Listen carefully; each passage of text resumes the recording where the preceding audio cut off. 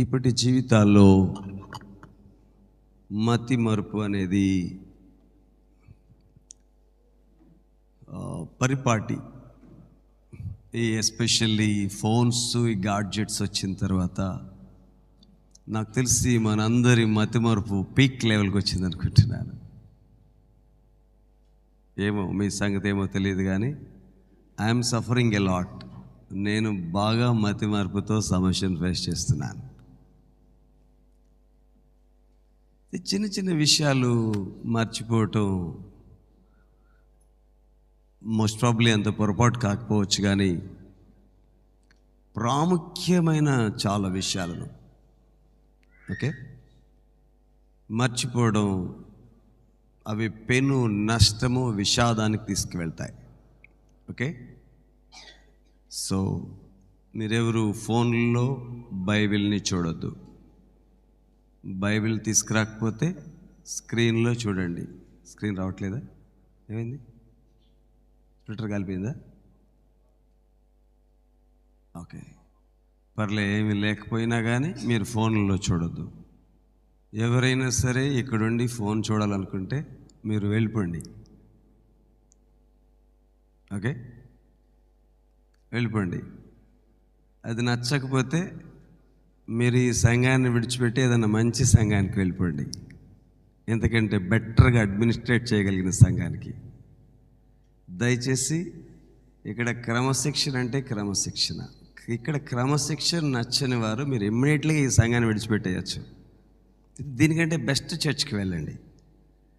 మళ్ళీ ఇళ్లలో ఒక సంఘంగా కూడుకోవద్దు. అది ఎలాంటిదంటే ఎండోసల్ఫాన్ తెచ్చుకొని కూల్ డ్రింక్లో కలుపుకొని అందరూ తాగేయడం లాంటిది. You should not change the pastor. పాస్టర్ని మీరు మార్చలేరు. పాస్టర్ మారడు. పాస్టర్ మారాల్సిన అవసరం లేదు. Be in the discipline. మరలా నేను ఫోన్ చూడడం, మీ చేతిలో ఫోన్ కనబడి ఫోన్ని చూస్తే మీ పేరు పెట్టి పిలవాల్సి వస్తుంది. అందరిలో మీకు అవమానం అనిపిస్తుంది. కొన్నిసార్లు స్వచ్ఛందంగా మీరు నిర్ణయాలు తీసుకోలేకపోతే మేము కఠినమైన నిర్ణయాలు తీసుకోవాల్సిన పరిస్థితి. దయచేసి సహకరిస్తారని ఆశపడుతున్నాను. సో ప్రాముఖ్యమైన విషయాలు విస్మరిస్తే, నెగ్లెక్ట్ చేస్తే అవి ఎంత ప్రమాదానికి గురి చేస్తాయంటే, నిన్నటి సాయంత్రం నేను పర్సి మా పెదబాబాయ్ వారి ఇంటికి వెళ్ళాము. అక్కడికి కూడా మాతో పాటు చార్లెస్ గారు వచ్చారు. ఏదో ఒక సందర్భం గురించి మాట్లాడుకుంటూ మా మధ్య ఒక విషయం గురించి డిస్కస్ చేసుకుంటూ ఉన్నాం. ఆ విషయం ఏంటంటే, చాలా రోజుల క్రితం మా బంధువుల్లో ఎవరో ఒకరు బాపట్లలో చనిపోయారు. చనిపోయిన తర్వాత 15వ రోజున పేద కర్మ లాంటి కార్యక్రమం జరిగేది కదా. ఆ కార్యక్రమానికి కొంతమంది ఇక్కడ నుండి వెళ్ళారు. వేసవి, కొంత దూరం నడుచుకుంటూ వెళ్ళాలి. ఒక తల్లి, ముసలావిడ, తన కుమార్తెతో, నేను నడవలేకపోతున్నాను, నాకు దాహంగా ఉంది, నేను ఇక్కడే కూర్చుంటాను, వెళ్ళి కాసిని నీళ్లు తీసుకురామని చెప్పింది. సరే తీసుకొస్తానని కుమార్తె వెళ్ళింది. మర్చిపోయింది. భోజనం చేస్తూ ఉన్నది. ఈ లోపున ప్రక్కన ఉన్న వాళ్ళు అడిగారు, మీ అమ్మ ఏది అని. అయ్యో, మా అమ్మ మంచినీళ్ళు తీసుకురామని చెప్పింది, నేను మర్చిపోయాను అనుకుని భోజనాన్ని విడిచిపెట్టేసి ఆమె లేచి హడావుడిగా వాళ్ళ అమ్మ కోసం వెళ్తూ ఉంది. ఆమె వెనకాల మరికొంతమంది వెళ్ళారు. వెళ్ళేసరికి ఆమె దాహంతో ఇక్కడ నుండి అక్కడికి, అక్కడ నుండి ఇక్కడికి దేకి ఆఖరికి ఆ ఎండలో ప్రాణం విడిసి చనిపోయింది. ఈ విషయాన్ని వింటూ ఉంటే మీకేమనిపిస్తుంది?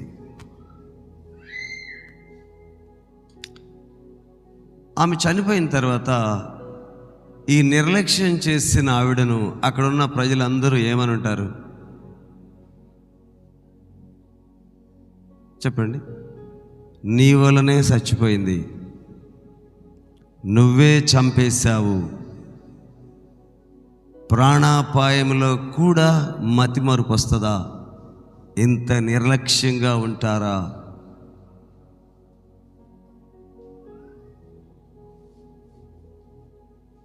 మీకు తెలుసు అది ఎంత ఘోరమైన తప్పిదమో.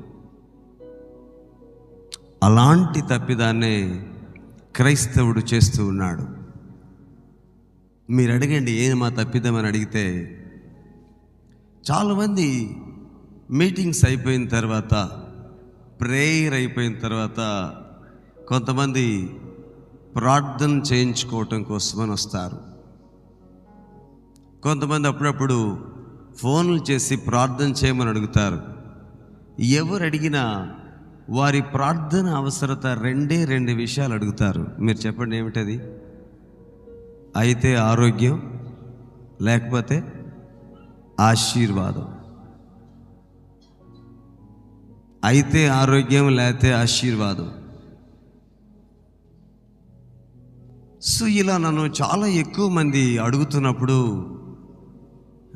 నాకేమని అర్థమైందంటే, ఈ నవనూతన ప్రపంచంలో కూడా, అంటే క్రీస్తు శకం 2000 సంవత్సరాలుగా కూడా ప్రజలందరూ దేవుడంటే ఆరోగ్యం కోసం మాత్రమే, దేవుడంటే ఆస్తి రెట్టింపు అవ్వటం కోసం మాత్రమే,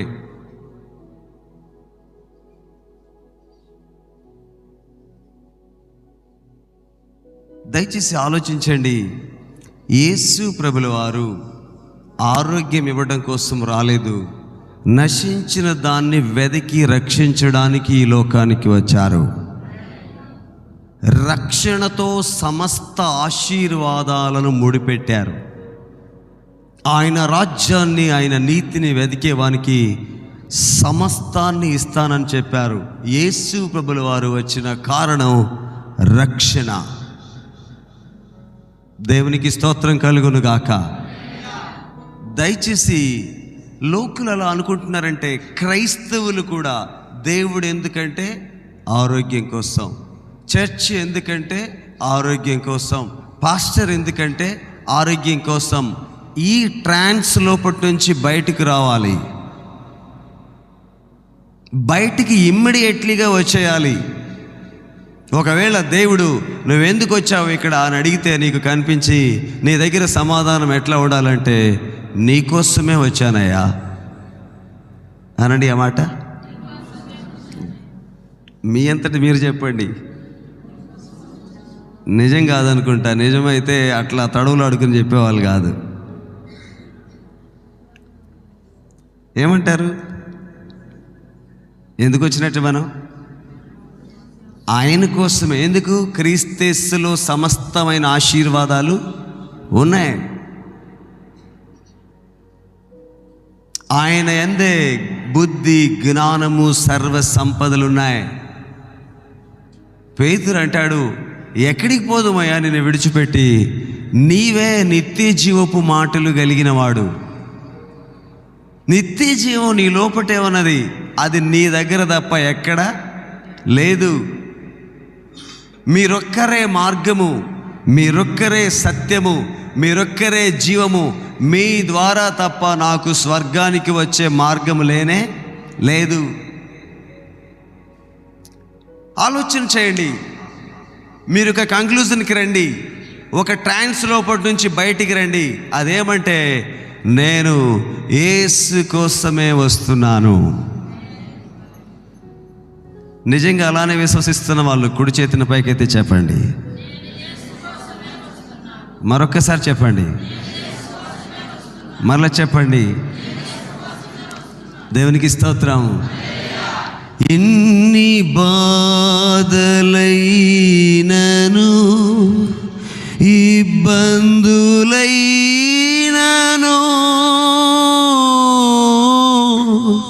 ఎంత కష్టము వచ్చినా, రమైనను. పాడదామా? ఎన్ని బాధలైనను, ఇబ్బందులైనను,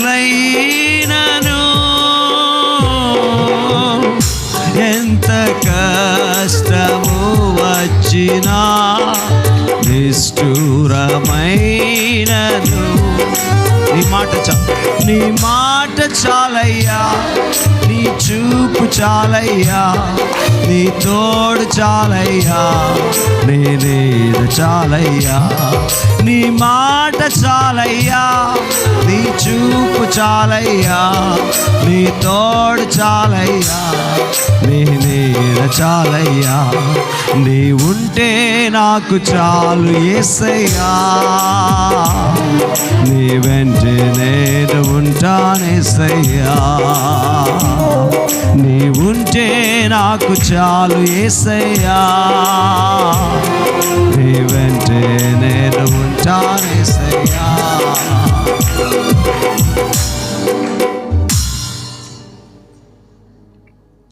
దేవుడు మనల్ని ఎందుకు పిలిచాడు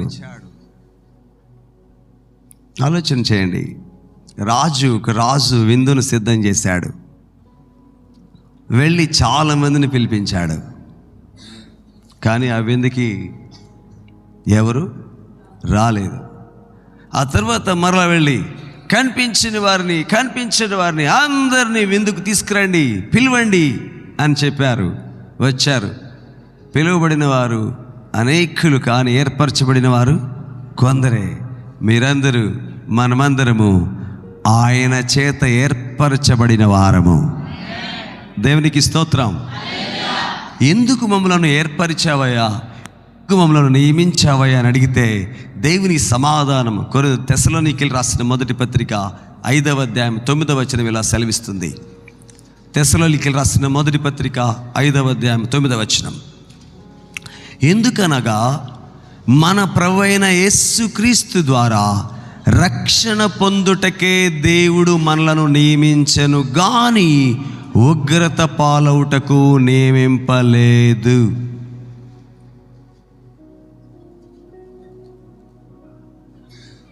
రక్షణ పొందుటకే దేవుడు మనలను నియమించెను కానీ ఉగ్రత పాలవుటకు నియమించలేదు. దేవా, నన్ను ఎందుకు ఏర్పరచుకున్నావు, నన్ను ఎందుకు నియమించావంటే, నా బిడ్డ నీవు రక్షణ పొందాలి. నీవు నిత్య నరకాగ్ని నుండి తప్పించబడాలి, రాబోవుచున్న ఉగ్రత నుండి తప్పించబడాలి.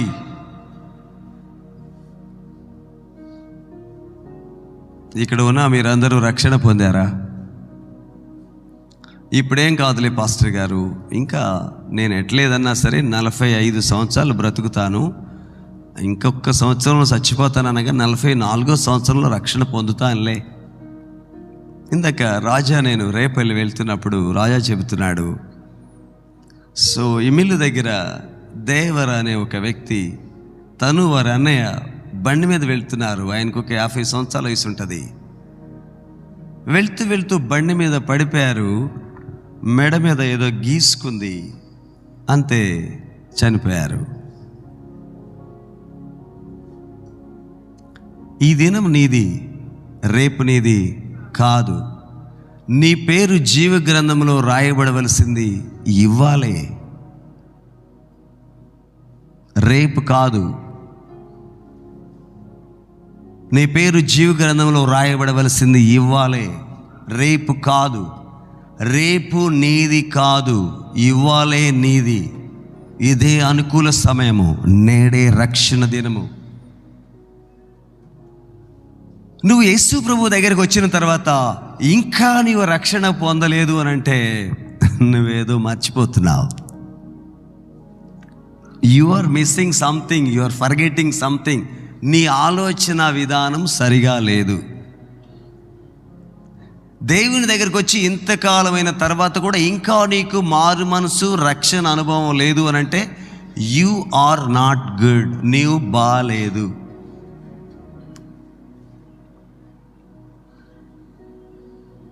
ఇవ్వాలే నీ పేరు జీవ గ్రంథంలో రాయబడాలి. ఇక్కడ కళ్ళు మూస్తే పరలోకములో దేవునితో కళ్ళు తెరిసేటట్టుండాలి. దేవునికి స్తోత్రం, హల్లెలూయా. మరి ఇంకా రక్షణ పొందిన వారి సంగతి ఏంటో ఆలోచన చేయండి. ఎందుకో ఈ 26వ సంవత్సరంలో ఎంతమంది చచ్చిపోతున్నారో, ఎటు పోయినా కారుకు ఒక శవం ఎదురవుతుంది, ఎక్కడికి పోయినా అంత్యక్రియలు జరుగుతూనే ఉన్నాయి, ఎటు చూసినా టపాసులు మోగుతూనే ఉన్నాయి. ఈ సంవత్సరంలో ఎక్కువ మంది చచ్చిపోతారేమో అనిపిస్తుంది. ఇంకా రక్షణ పొందకపోతే యేసయ్య నేను ఈ రాత్రే, ఈ ఉదయకాలం అందే మారు మనసు పొందడానికి, రక్షణ పొందడానికి, బాప్తిసం పొందడానికి పిలుస్తున్నారు. నీవే అభ్యంతరాలను చెప్పకూడదు. భక్తుల పాదములను తొట్టిల్లకుండా కాపాడువాడు ఆయనే. ఆయన నిన్ను కాస్తారు. రక్షణ నిర్లక్ష్యం చేయవద్దు. మనము రక్షణ పొందడానికి నియమించబడ్డవారం, కానీ ఉగ్రత పాలవడానికి కాదు. తర్వాత దేవా నన్ను ఎందుకు పిలిచావు అని అడిగితే, ఆయన పేతురు రాసిన మొదటి పత్రిక 2వ అధ్యాయము 9వ వచనంలో అంటారు, అయితే మీరు చీకటిలో నుండి ఆశ్చర్యకరమైన తన వెలుగులోనికి మిమ్మల్ని పిలిచిన వాని గుణాతిశయములను ప్రచురము చేయు నిమిత్తము ఏర్పరచబడిన వంశమును, రాజులైన యాజక సమూహమును, పరిశుద్ధ జనమును, దేవుని సొత్తైన ప్రజలునై ఉన్నారు. ఆలోచన చేయండి. నేను రక్షణ పొందడానికి పిలువబడ్డాను. నీవు రక్షణను ప్రకటించడానికి పిలువబడ్డావు. దేవునికి స్తోత్రం చెప్పండి. రక్షణ పొందడానికి పిలువబడ్డావు. రెండవది రక్షణను ప్రకటించడానికి. దేవునికి స్తోత్రం. చీకటిలో నుండి వెలుగునకు, లోకములో నుండి వెలుపలకు, శ్రీకర్త గుణాతిశయ, చప్పట్లు కొట్టండి, ప్రకటించుటకే పిలచనని, చీకటిలో నుండి వెలుగునకు, లోకములో నుండి వెలుపలకు, శ్రీకర్త గుణాతిశయములను ప్రకటించుటకే పిలచనని, గుర్తించుచుంటివా క్రియలను గంటివా, గుర్తించుచుంటివా క్రియలను గంటివా, సజీవముగను నావా, సజీవముగను నావా. ఓ సంగమా సార్వంగమా, పరలోక రాజ్యపు ప్రతిబింబమా, యేసయ్యను ఎదుర్కొనగా నీతిని అలంకరించి సిద్ధపడుమా. ఓ సంగమా వినుమా. మా బాబు అభి లాస్ట్ డిసెంబర్లోనే డాడీ నాకు బాప్తిస్మని వచ్చాడు. డాడీ ఇప్పుడే కాదులే, నీకు ఇంకా కొంచెం అవగాహన రావాలి. 1 year పోస్ట్ పోన్ చేశాం. అది డిసెంబర్ 31వ తేదీ 2025 సంవత్సరం ఉదయం 9 గంటలకి. సో తన వాట్సాప్ ఇక్కడ సిస్టంలో, కంప్యూటర్లో ఉంటుంది. కంప్యూటర్ నుండి నాకు వాట్సాప్ చేస్తున్నాడు, డాడీ నేను ఈరోజు బాప్తిసం పొందాలనుకుంటున్నాను, మీరు అనుమతిస్తారా అని నన్ను డైరెక్ట్గా అడగలేక నాకు టెక్స్ట్ చేశాడు. సో లాస్ట్ ఇయర్ నో అని చెప్పాను. ఈ ఇయర్ నో అని, లాస్ట్ ఇయర్ నో అని చెబితే ఈ ఇయర్ కూడా నో అని చెబితే నేను తన మనోభావాన్ని దెబ్బతీసినాడు అవుతాను. నేను ఎస్ యూ కెన్ ప్రిపేర్ అని చెప్పాను. పెర్సీ అంది, అత్తయ్య ఏమంటారు, మామయ్య ఏమంటారు, no worries, he is my son, నేను చెప్పుకుంటాను. తర్వాత తను బాప్తిసం పొందిన ఫోటోని మా అన్నయ్య తమ్ముళ్ళు ఇద్దరికి షేర్ చేశాను. వాళ్ళు ఏమంటారో, ఇంకా చిన్నవాడికి బాప్తిసం ఇచ్చావా అని అంటారేమోనని భయపడుతున్నాను. మా అన్నయ్య గారు ఫోన్ చేశాడు. ఫోన్ చేసి అభికి ఇప్పుడు ఎన్ని ఇయర్స్ అన్నారు. ఆ ఫోటో చూసి ఫోన్ చేశారు. 12 అయిపోయిందన్న, 13 లోపటికి వచ్చాడన్నాడు. గుడ్, వాడు మంచి పని చేశాడు. నేను మొన్న వచ్చినప్పుడే ఆ విషయం వాడితో మాట్లాడదాం అనుకున్నాను.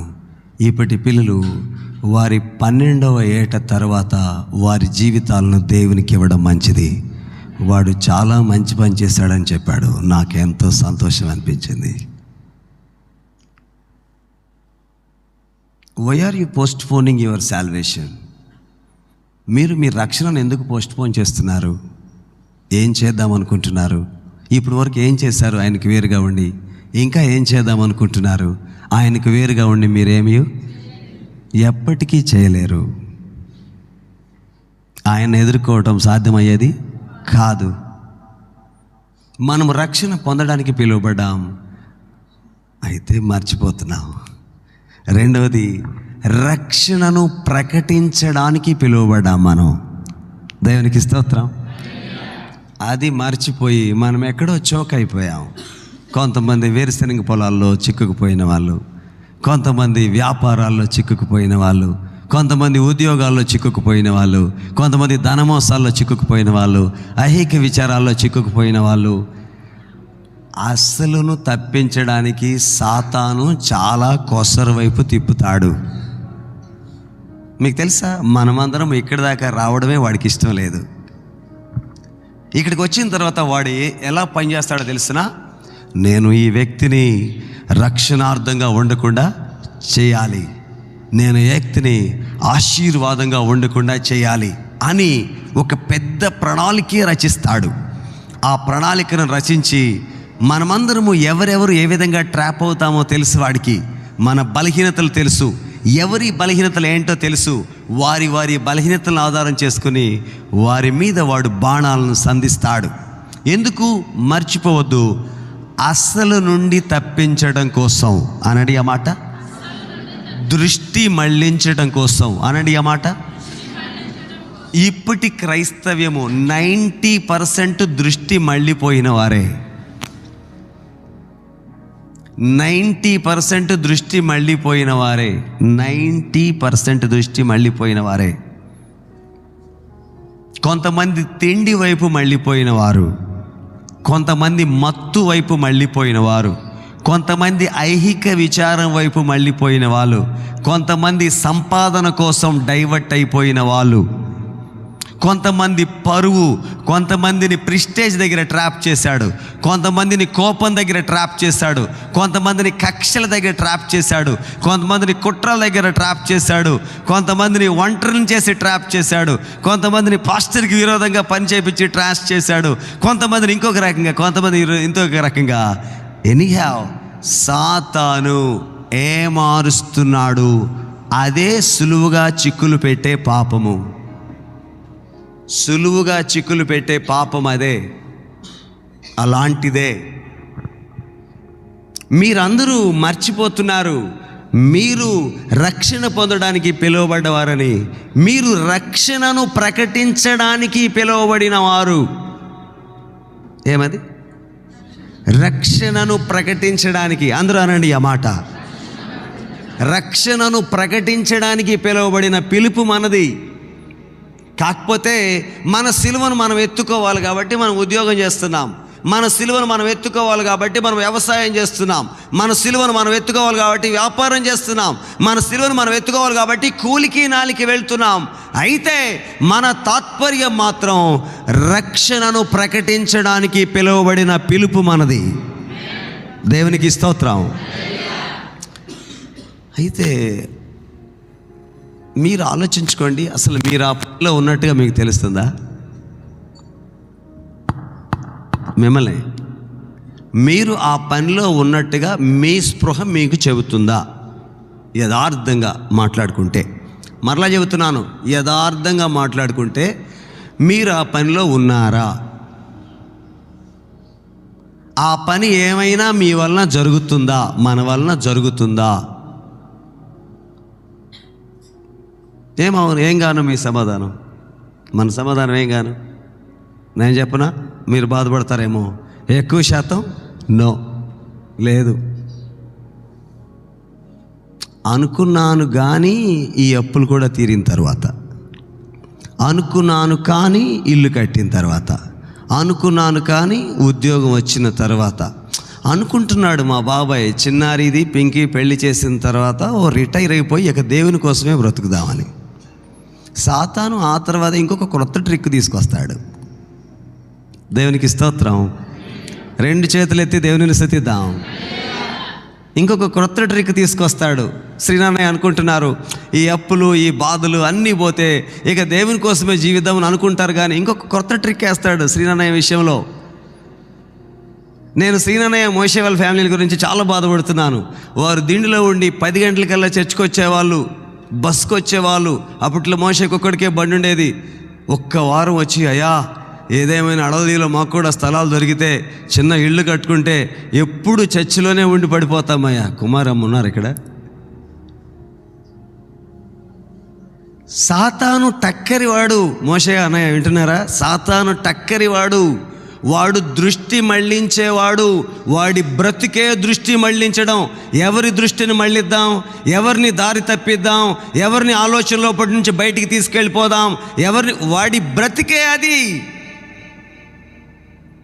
ఆ విషయంలో మనం ఎంత తెలివైన వారం, ఆ విషయంలో మనం ఎంత విఘ్నులం, ఎంత వివేకం కలిగి జీవించవలసిన వారం.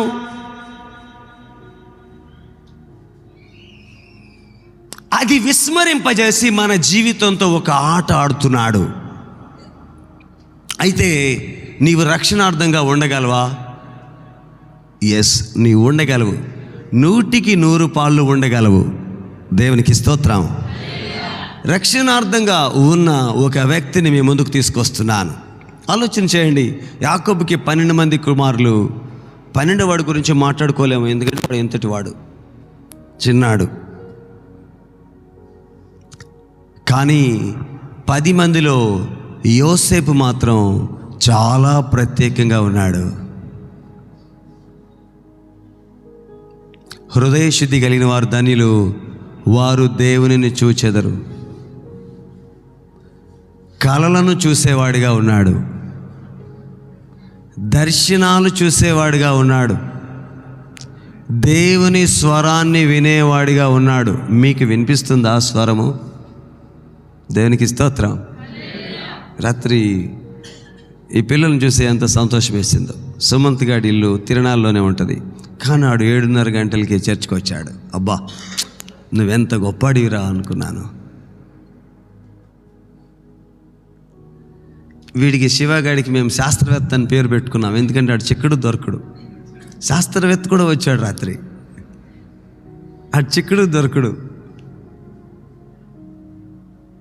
ఈ ఫిన్నీ గాడికి ఏం ఫ్లాష్ మ్యాన్ ఫ్రైడ్ రైస్ అని పేరు పెట్టుకున్నాను. ఆడు వచ్చేసాడు,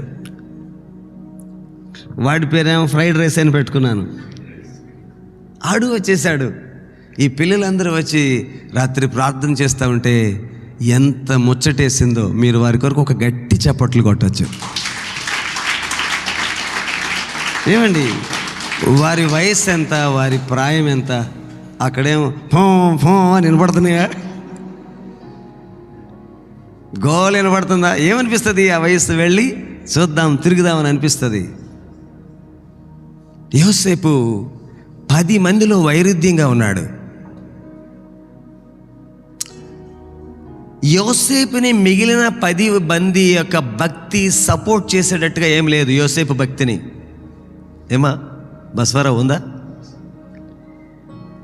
10 మంది యోసేపుని వెనక్కి లాగేటట్టే ఉంది, కానీ ముందుకు నెట్టేటట్టేమీ లేదు. వెనక లాగేటట్టు ఉన్నప్పటికీ కూడా ఫ్రాన్సిస్ తను ముందుకే వెళ్తున్నాడు. జీవితంలో భక్తిలో దిగజారిపోయిన వాడు అడ్రస్ గల్లంతవుతాడు. Open statement.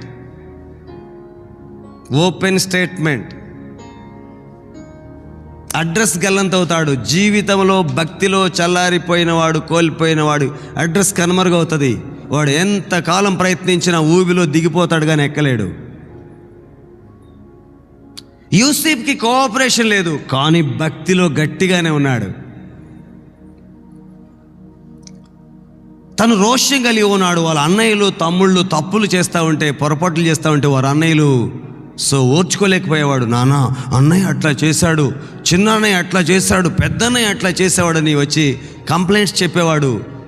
వారినేమో వాళ్ళ నాన్న సరి చేస్తూ ఉంటే వీరికేమో కోపం వచ్చేది. ఆ కోపము యోసేపుని గుంటలో పడేసి అమ్మే స్థాయి దాకా వచ్చింది.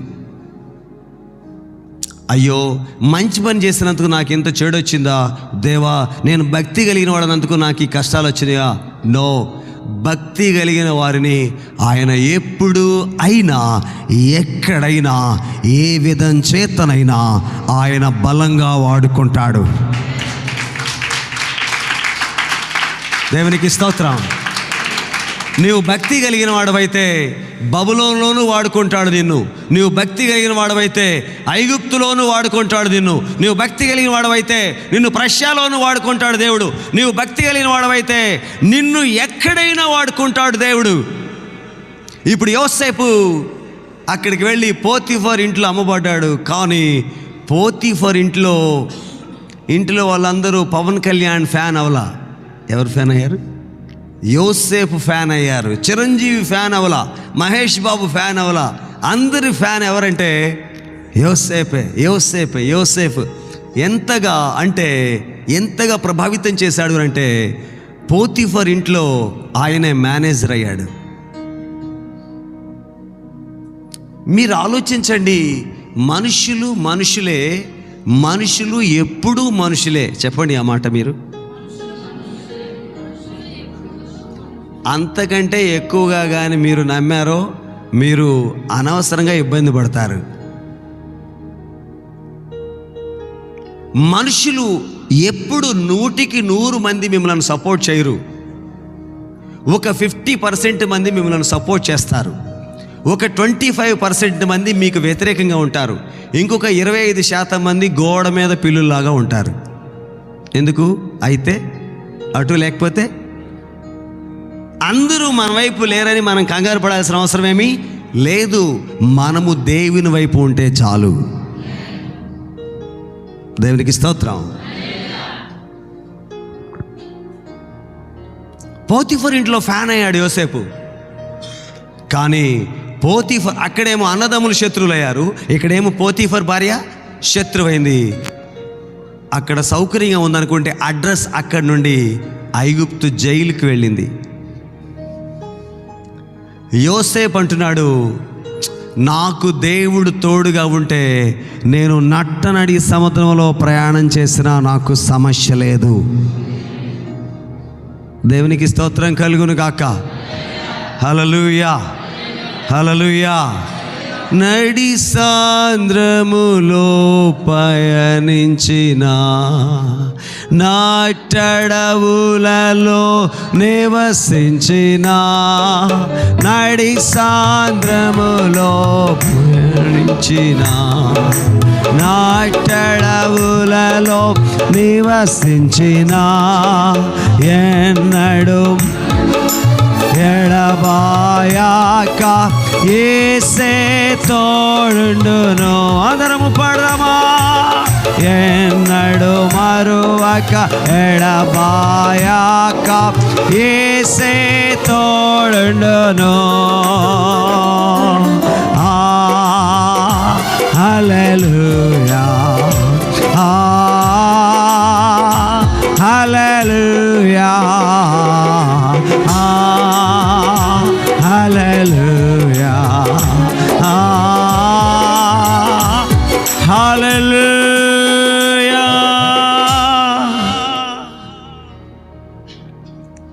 నీవు దేవునితో ఉన్న వ్యక్తివైతే నీవెక్కడున్నా ఏం కాదు. దేవునికి స్తోత్రం. నేను ఒక్కడినే అడవిలో ఉంటున్నాను, నా అన్నయ్యలు తమ్ముళ్ళు అందరూ వెళ్ళిపోయారని నేను చాలా బాధపడ్డాను. నేను ఇప్పుడు అలా ఏం బాధపడట్లా. I feel so happy. నేను విలేజ్లోనే ఉన్నానని నేనేం బాధపడట్లా. సరిగ్గా నా మాట వినని ప్రజలు ఎంత కాలానికి కూడా నన్ను అర్థం చేసుకొని ప్రజల మధ్య ఉన్నానని నేను ఎంత మాత్రం బాధపడట్లా. ఎందుకంటే నేను ఇక్కడే ఉండడం ఆయన చిత్తం. నన్ను ఇక్కడే ఆయన వాడుకొనగలడు. దేవునికి స్తోత్రం. ఇప్పుడు జైలుకి వెళ్ళాడు. జైలులో కూడా జైలర్ దగ్గర నుంచి ఖైదీల వరకు అందరూ యోసేపు ఫ్యాన్సే. దేవునికి స్తోత్రం. మీరు చూడండి, యోసేపు తన ఇంటిలో రక్షణార్థంగా ఉన్నాడు. యోసేపు పోతీఫర్ ఇంటిలో రక్షణార్థంగానే ఉన్నాడు. యోసేపు జైల్లో కూడా రక్షణార్థంగా ఉన్నాడు. కొంచెములో నమ్మకముగా ఉన్నవానికి మెండైన దీవెనలు కలుగుతాయి. ఇప్పుడు యోసేపు యొక్క టెరిటరీ అంటే సరిహద్దు ఫరో ఇంటికి వెళ్ళింది. యోసేపు భక్తితో పానదాయకుల భక్ష్యకారుల అధిపతులకు కలభావాలు చెప్పాడే. ఇప్పుడు ఫరో దగ్గరికి వెళ్ళాల్సి వచ్చింది. ఫరో కళలకు భావాలు చెప్పాల్సి వచ్చింది. ఫరో దగ్గరికి వెళ్ళి నిలబడితే ఫరో ఫ్యాన్స్ అయిపోయాడు. ఎవరికి? యోసేపుకి. ఫరో ఫ్యాన్స్ అయిపోయాడు. ఫరో ఇంటిలో వాళ్ళందరూ ఫ్యాన్స్ అయిపోయారు. ఇప్పుడు యోసేపు ఐగుప్తుకి గవర్నర్ అయ్యాడు. ఐగుప్తులో భోజనం కొనుక్కోవటం కోసమై అమ్మేసిన అన్నయ్యలు వచ్చారు. మరలా వాళ్ళకు కూడా ఫ్యాన్స్ అయ్యాడు. ఇప్పుడు చెప్పండి, మీ ఇంటిలో వాళ్ళు నిన్ను అభిమానిస్తున్నారా?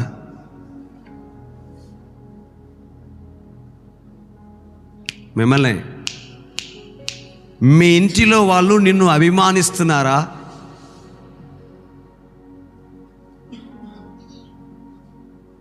కొలతలు లేని ప్రేమ మీ ఇంటిలో వాళ్ళు నీ మీద చూపిస్తున్నారా? అది జరగట్లేదంటే సమ్వేర్ ఈజ్ ప్రాబ్లం. నీవు బాలేదు. నీ కుటుంబంలో నీవు 100% పాళ్ళు ప్రేమను పొందాలి. ఒకవేళ శత్రువులు ఉన్నారా? అయినప్పటికీ నీవు యోసేపు వలె నీ దృక్పథము, నీ దర్శనాన్ని కోల్పోకూడదు. దేవునికి స్తోత్రం. నేను రక్షణార్థంగానే ఉండాలి. ఎప్పటికైనా నా జీవితము, నా ఇంటిలో వారిని అందరినీ రక్షించాలి. ఎప్పటికైనా నా ఇంటిలో వారిని అందరినీ రక్షించాలి. నా జీవితం, నేను ఐగుప్తు వెళ్ళిన నేను నా ఇంటి పొరుగుల వారికి కూడా ఫ్యాన్స్ అవ్వాలి. నా ఇంటికి ఆ ప్రక్కవారు, నా ఇంటికి ఈ ప్రక్కవారు, నా ఇంటికి ముందు వారు, నా ఇంటికి వెనక వారు నన్ను వారికి అభిమానులుగా ఫీల్ అవ్వాలి. నీ ఇంటి ముందు వెనక కుడి ఎడమల వారు నీకు అభిమానులు కాలేకపోయారంటే ఇప్పటి వరకు కూడా నీవు క్రీస్తులో ఉండి ఏమీ చేయలేదు. నీ జీవితం బాలేదు, నీ పలుకు, నీ పద్ధతి బాలేదు.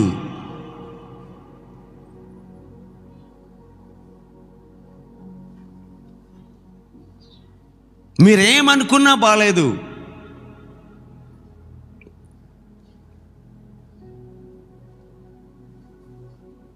యోసేపు జైలుకి వెళ్తున్నాడు. జైల్లో కరుడుగట్టిన ఖైదీల మధ్య కూడా యోసేపు ప్రభావితాన్ని చూపించేవాడిగా ఉంటున్నాడు. మీరు చెప్పండి, మీరు ప్రభు దగ్గరికి వచ్చి ఎంతకాలమైంది? రక్షణ పొంది ఎంతకాలమైంది? చెప్పండి అమ్మా, చెప్పండి అయ్యా, ఎంతకాలమైంది రక్షణ పొంది? యోసేపు లాంటి ఇన్ఫ్లుయెన్స్ మనం కలిగి ఉంటే మనము ఎంతమందిని దేవుని యొద్దకు సంపాదించి ఉండేవారమో.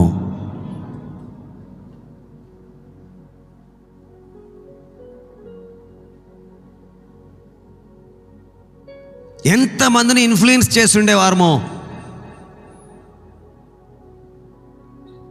క్రైస్తవ్యం ఆ విషయాన్ని మర్చిపోయింది. వారిలో నీవు కూడా ఉన్నావు. ఆమె వాళ్ళ కుమార్తెతో చెప్పింది, నీవు వెళ్ళి కాసిన నీళ్లు తీసుకురమ్మా. ఆమె నీళ్లు తీసుకురావటం మర్చిపోయి తన తల్లిని చంపేసింది. నీవు నీ ఇంటిలో వారికి జీవజలాన్ని తీసుకువెళ్ళడం కోసం ఇక్కడికి వచ్చావు. నీ బంధువులకు జీవజలాన్ని తాగించడం కోసం ఇక్కడికి వచ్చావు.